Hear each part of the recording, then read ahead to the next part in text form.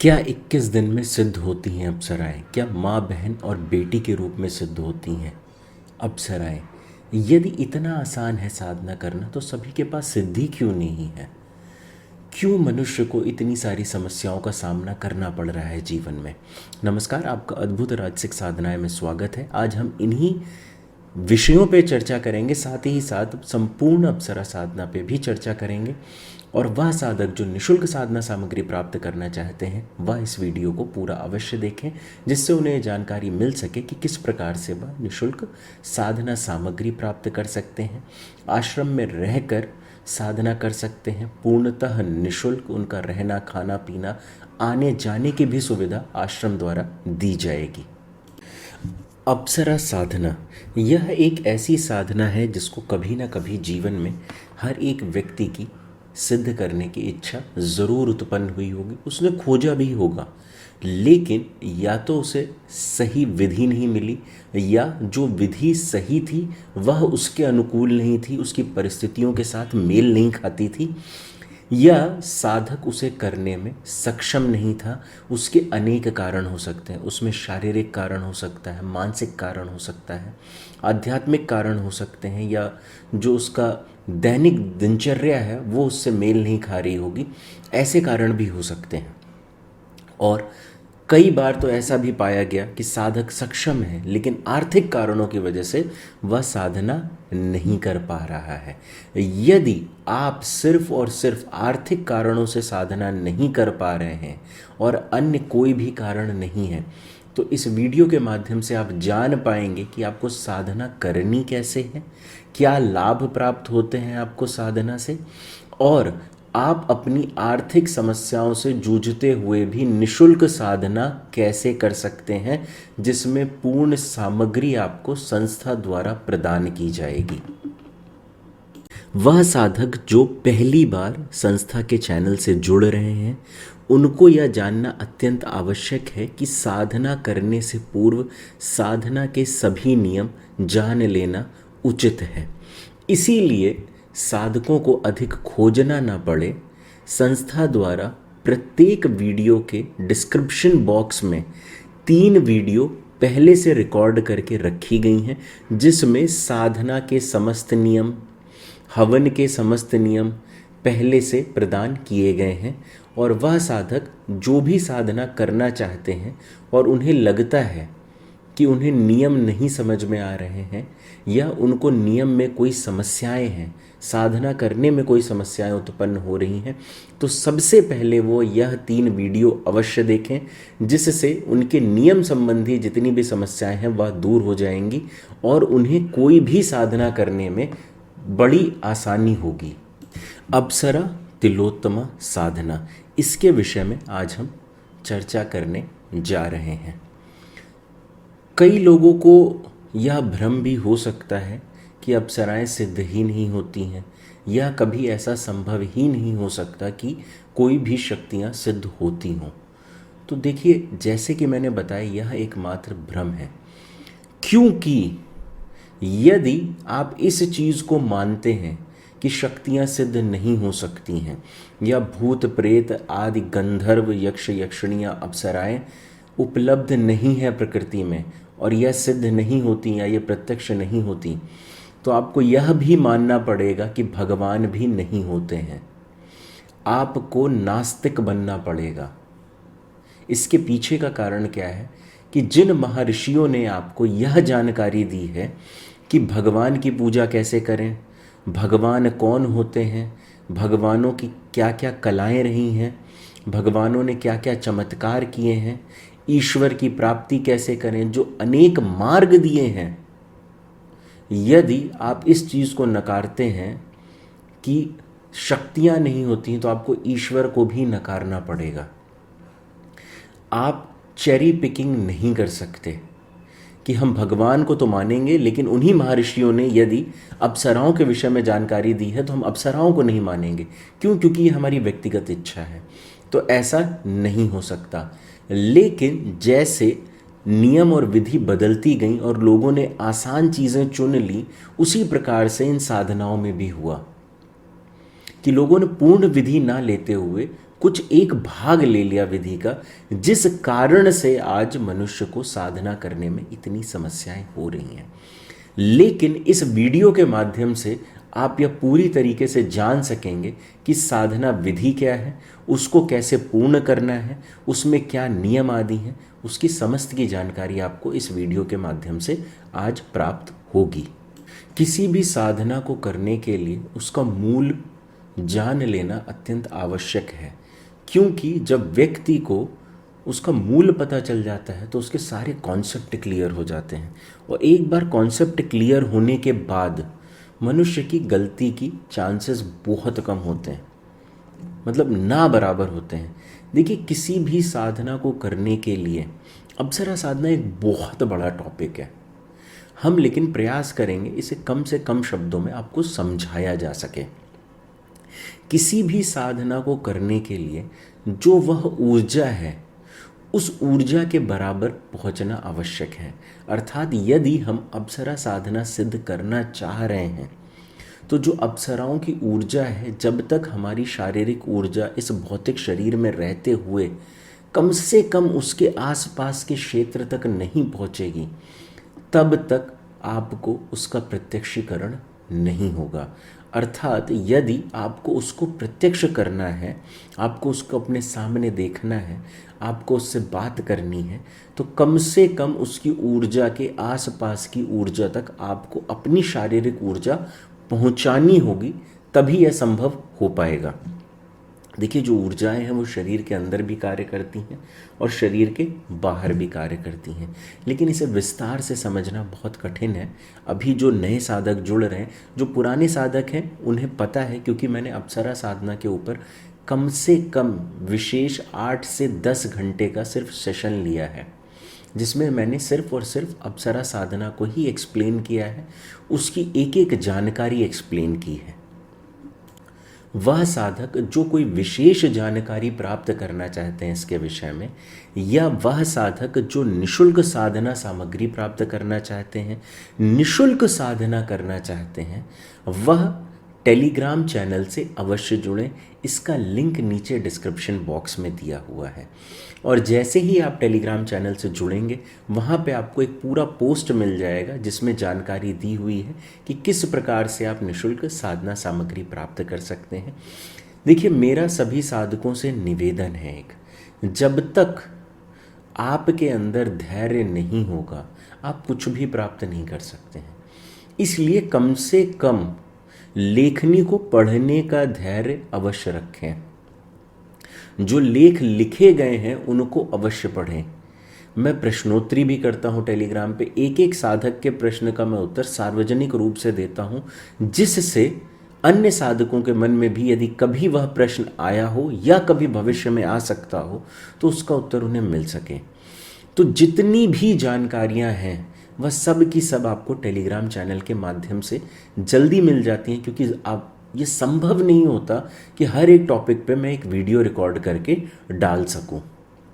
इसलिए जितने भी साधक या वीडियो देख रहे हैं वह सभी टेलीग्राम चैनल से अवश्य जुड़ें।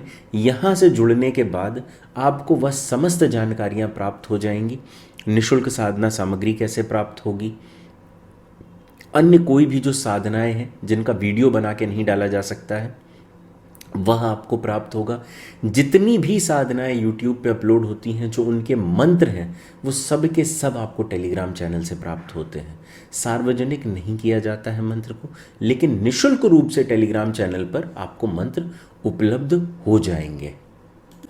जैसा कि मैंने बताया था कि साधना को सिद्ध करने के लिए ऊर्जा में वृद्धि की आवश्यक है। अब ऊर्जा में वृद्धि करने के लिए अनेक उपाय हैं।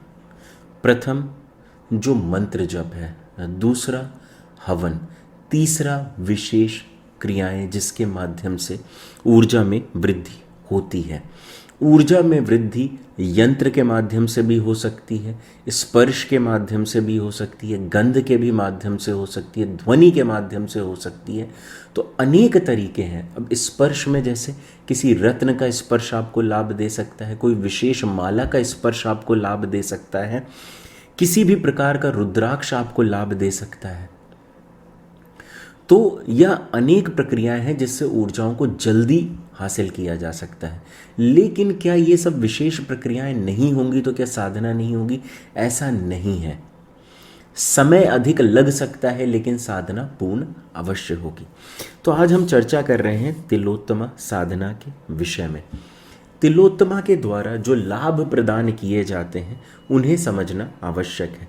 तिलोत्तमा कलाओं में निपुणता देती है, और जो विशेष कलाएं हैं जिनमें वो निपुणता देती है, देखिए कलाएं नीतिसार में दी हुई हैं, शिव तत्व रत्नाकर में दी हुई हैं, कला विलास में भी दी हुई हैं।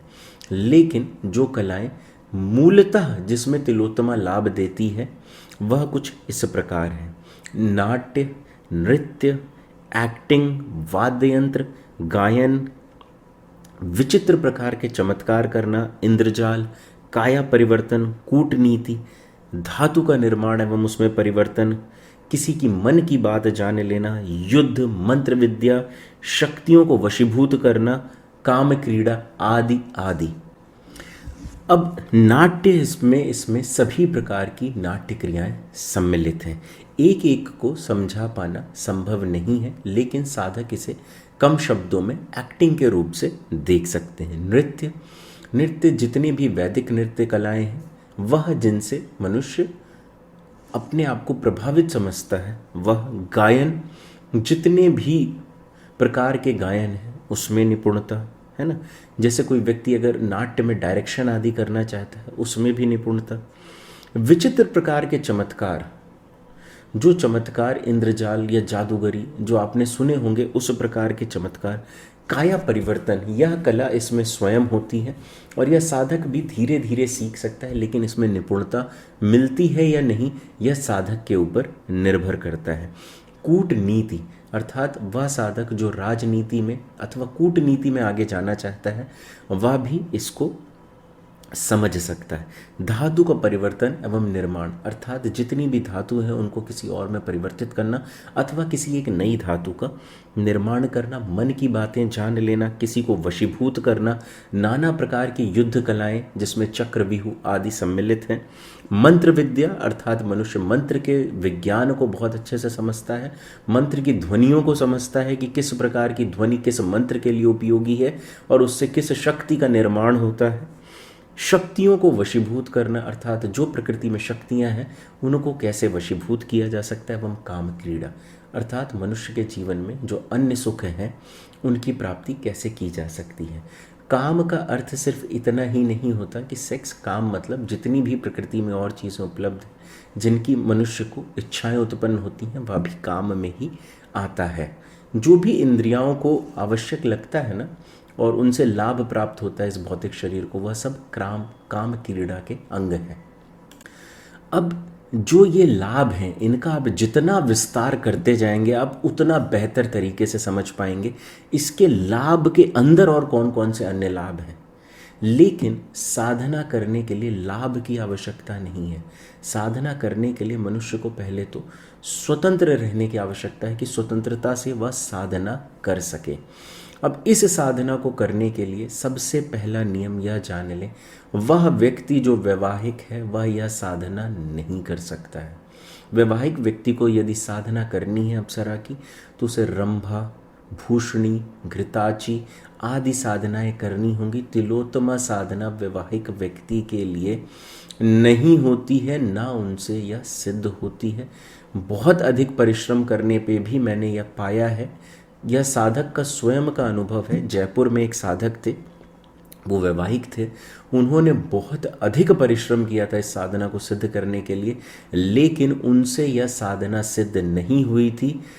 बहरहाल उनके जो धर्म पत्नी हैं उन्होंने स्वयं से आकर, उनको कोई जानकारी नहीं थी अपने जो पति हैं वो कौन सी साधना कर रहे थे, उनको स्वयं से आके मना किया साधना का नाम लेते हुए कि कृपया आप यह साधना ना करें क्योंकि यह शक्ति आपसे प्रत्यक्ष या सिद्ध नहीं होना चाहती है। और ऐसे अनेक एग्जाम्पल पहले भी उदाहरण हमें मिल चुके हैं जिससे हम यह आपको तय रूप से कह सकते हैं कि एक वैवाहिक व्यक्ति के लिए यह साधना करना संभव नहीं है। लेकिन अविवाहित कोई भी हो महिला अथवा पुरुष वह दोनों ही इस साधना को पूर्ण कर सकते हैं। जो व्यक्ति साधना में उपयोग होने वाली सामग्री, देखिए जो व्यक्ति सक्षम है वह संस्था से सामग्री क्रय करके ही साधना करें, क्योंकि जब आप लोग संस्था से सामग्री क्रय करेंगे तो कुछ लाभ जो उससे संस्था को प्राप्त होगा उसी में से निःशुल्क सामग्री अन्य साधकों को प्राप्त होगी जो आर्थिक रूप से संपन्न नहीं है। ऐसा कोई भी व्यक्ति ना करे जो आर्थिक रूप से संपन्न है और सामग्री निःशुल्क प्राप्ति करने के लिए वह सारे नियमों का पालन कर ले, क्योंकि उससे आपको कोई लाभ नहीं मिलेगा। संस्था को तुरंत ही पता चल जाएगा कि यह आप गलत तरीके से प्राप्त करने का प्रयास कर रहे हैं, क्योंकि नियम इसी प्रकार से बनाए गए हैं जिसमें साधक कभी भी किसी के साथ छल ना कर सकें। साधना शुरू करने से पूर्व ही साधक के पास समस्त सामग्री उपलब्ध होना अत्यंत आवश्यक है। इस प्रकार के अनेक नियम जो साधना नियम के वीडियोस हैं आप उसमें देख पाएंगे, क्योंकि एक बार यदि कोई सामग्री नहीं मिलती है और आप साधना कर रहे हैं तो आपको नाना प्रकार की मानसिक समस्याएं होने लगती हैं, जिससे आप साधना सही से नहीं कर पाते हैं, है ना। अब जो सामग्री आपके लिए इस साधना में विशेषता आवश्यक है वह है दीपक, घृत, बाती, लौंग, कपूर, माला, आसन, लाल वस्त्र, आसन भी आपका लाल है, लाल वस्त्र, सर पे रखने के लिए एक लाल कपड़ा। हवन सामग्री में आपके लिए जो आवश्यक है वह है आम की लकड़ी, कत्थे की लकड़ी या खैर की लकड़ी या नवग्रह की लकड़ी, और कमलगट्टे के बीज, घी और शहद। तर्पण मार्जन के लिए जो आपको आवश्यक है वह है शराब। एक साधक को लाल आसन जो कि ऊनी हो उस पर बैठ के पूर्व दिशा की तरफ मुख करके श्वेतार्क की माला, लाल चंदन की माला, कमलगट्टे की माला अथवा मोती की माला, हकीक की माला, जो भी आसानी से उपलब्ध हो उसके लिए, है ना, और संस्कारित हो, उसी से साधना करनी है। और घी का दीपक अपनी दाईं ओर जलाना है जिसमें लौ आपकी तरफ रहेगी, और लाल वस्त्र धारण करके सर पे लाल कपड़ा रख के आंखें बंद करके मानसिक जप करना है।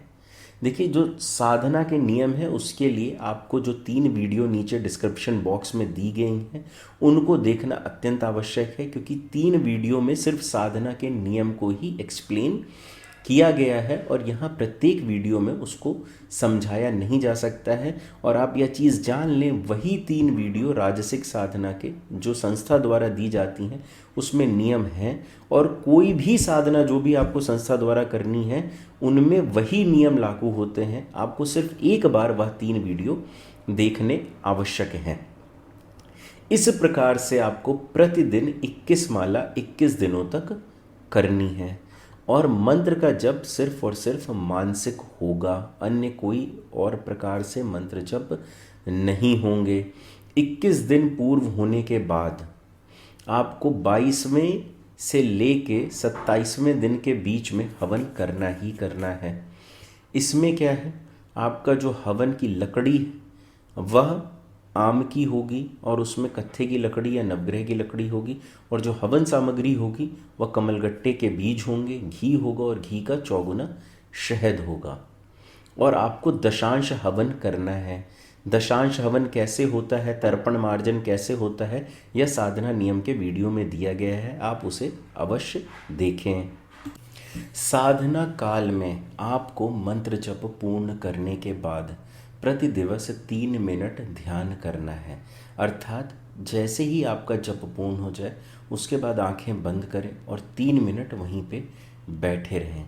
जो दीपक है यदि वह रात्रि में जलता रहता है तो उसे जलता हुआ छोड़ दें, उसे छेड़ें नहीं। कमरे की जो साफ सफाई है साधना के समय में, वह आप स्वयं करेंगे। इस प्रकार के जो अनेक प्रश्न आपके मन में उत्पन्न होते हैं कि साधना काल में ये हुआ तो क्या करेंगे, क्या साधना से पहले नहाना है कि सुबह ही नहा के हम साधना कर लें, साधना तो या रात्रि काल में की जाएगी, रात्रि 10 बजे के बाद। तो इस तरीके के जितने भी प्रश्न हैं उन सभी प्रश्नों को एक जगह पे संजोया गया है, और यह कम से कम 3 से 4 साल बाद साधना नियम के वीडियो बनाए गए हैं, जिसमें साधकों ने जितने प्रश्न पूछे हैं उन सभी प्रश्नों के उत्तर यहाँ पे दिए गए हैं। इसलिए यह साधक, जितने भी साधक इस वीडियो को देख रहे हैं, उसके नीचे लिंक डिस्क्रिप्शन बॉक्स में है, 3 वीडियो हैं।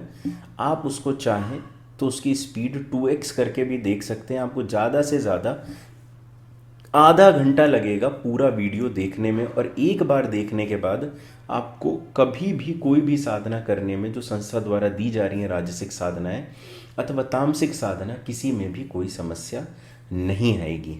इतना करने के बाद जब आपका हवन पूर्ण हो गया, वहाँ पे आपने क्षमा याचना की और अपनी प्रार्थना की और वहीं पे आवाहन करना शुरू कर दिया।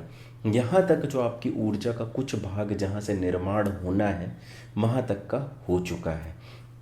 अब आएगा विशेष रूप से ऊर्जा को ऊर्ध्वाभिमुख करने की प्रक्रियाएं।